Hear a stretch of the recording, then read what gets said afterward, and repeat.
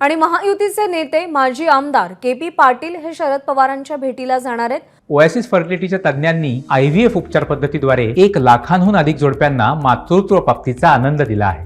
मोफत appointment book करण्यासाठी आजच संपर्क साधा। हॉटेल पंचशील इथे आमदार केपी पाटील पवारांच्या भेटीला गेले।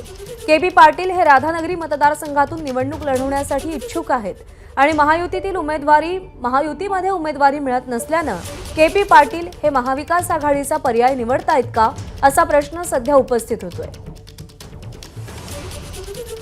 विधानसभा निवडणुकांच्या पार्श्वभूमीवर आता बेरजेच्या राजकारणाला सुरुवात झालेली आहे आणि विरोधी पक्षातील महत्त्वाचे नेते किंवा जे इच्छुक उमेदवार आहेत त्यांना आपल्या गळाला लावण्यासाठी महाविकास आघाडीकडून प्रयत्न सुरू झालाय। एकीकडे समरजित घाटगे आज शरद पवार पक्षामध्ये प्रवेश करतात, तर दुसरीकडे आता केपी पाटील हे देखील शरद पवार यांच्या भेटीसाठी हॉटेल पंचशील इथे पोहोचलेले आहेत। महाविकास आघाडीचा पर्याय ते निवडतात का हे पाहणं महत्त्वाचं आहे। राधानगरी मतदारसंघातून निवडणूक लढवण्यासाठी ते इच्छुक असल्याची देखील माहिती मिळतेय।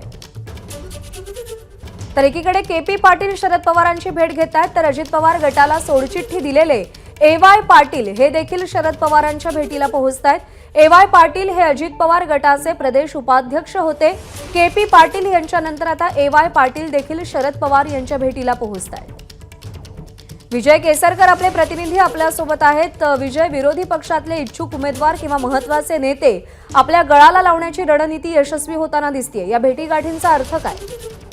अगदी बरोबर आहे प्रज्ञा, कारण आपल्याला माहित आहे की हे दोन्ही नेते म्हणजे केपी पाटील आणि एवाय पाटील हे दोन्ही नेते अजित पवार गटामध्ये होते। मात्र आता शरद पवार हे कोल्हापूर जिल्ह्यामध्ये आल्यानंतर हे दोन्ही नेते भेटायला आलेले आहेत, कारण दोघेही राधानगरी बुदरगड विधानसभा मतदारसंघामधून इच्छुक आहेत। मात्र या ठिकाणी महायुतीचे आमदार प्रकाश आंबेडकर असल्यामुळे महायुतीकडून यांना उमेदवारी मिळणं शक्य नाही आणि म्हणूनच हे दोन्ही नेते आता महाविकास आघाडीकडे त्यांचा कल आहे तो या ठिकाणी पाहायला मिळतो। एवाय पाटील यांनी आधीच प्रदेश उपाध्यक्ष पदाचा अजित पवार गटाचा राजीनामा दिलेला आहे।